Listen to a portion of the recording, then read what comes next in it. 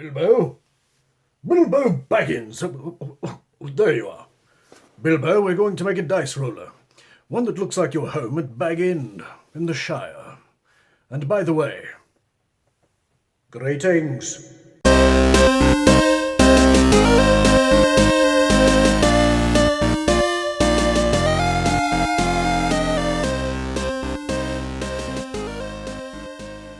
Oh, goody goody, welcome to the craft room. The limbs and leaves were something I purchased at Hobby Lobby. The roots are paper towels soaked in glue, twisted around and left to dry. As you can see, the tree itself is made of paper towel rolls, bent and twisted with some hot glue dripped down in there to give the dice many things to tumble over before they come out the Hobbit hole door. This particular Hobbit hole is not as grand as Bag End, but still quaint, warm and toasty, and that means comfort. Here's the Hobbit hole door. These are made out of foam board, by the way. Decorate to suit your own taste. I prefer the swirly wood type. On the back, we've glued real plastic. This will make them very decorative and also very functional. This is the niche that we made. We used a craft knife and some open flame. That's where the side will go. We did the exact same technique here in the front. This is where the dice will come out of the Hobbit door. Oh, goody! Snibbly snacks! Oh, this is scrumptious. As you can see, the dice will tumble down at least 3 directions before rolling out the front door. This is some foil. I used that to make a tree knot.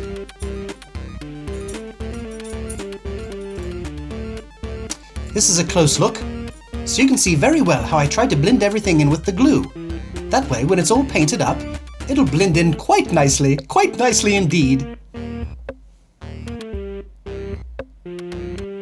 Make sure your hole's big enough for the dice. Oh, just a closer inspection of how we attach the leaves to the limbs themselves.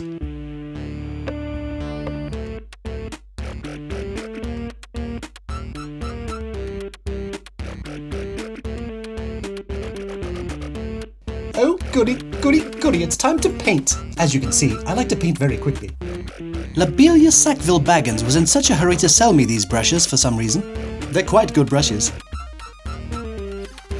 This technique is actually illegal in Hobbiton. I believe it's called tree basing. Now we've done the same on the hill itself. Notice inside the niches we've left white. This will help bounce the light as it gets back in through the windows. Now we're simply highlighting the tree with a lighter brown. Try and imagine where you think the light would be. Oh, snipperbats, now it's time to use the tan. Only on occasional spots. This will highlight the bark in the tree itself. It's not easy being treesy.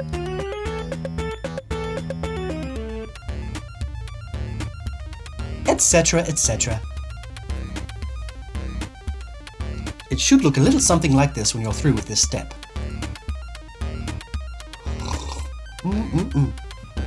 This coffee is quite delicious.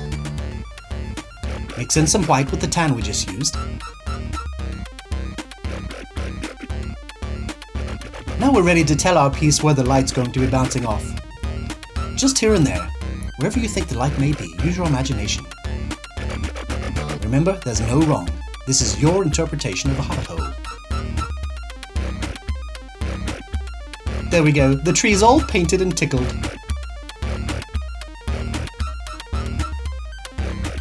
Now, we'll use the exact same technique we used on the tree, only when painting the hill, we simply use green. The first green, as you can see, is very watered down. This allows it to get into the cracks, but not too much. It also allows some of the brown to show through. All hobbits avoid riding their wagons past the grassy knoll. There, in a hole in the ground. Now we're going to do the classic stone technique with the rocks in the back, just to give it some character. Some black, some grey, some lighter grey, and of course, now it's time for the light to bounce off those rocks. Very light grey, only on the edges. Not too much, it'll overwhelm the piece. Here we've speckled some brown and blues and reds, but we're going to blend those over with some very thin grey. And there you have it, stones. Now we're going to paint the windows in the hobbit hole, my favourite part. Use bright, vibrant colours. After all, we hobbits do like birthday parties. And it looks a little something like this when you're through. We're almost ready to move in. By the way, that hinge is nothing more than a strip of cardboard to attach the door to the front. And as you can see, fully functional.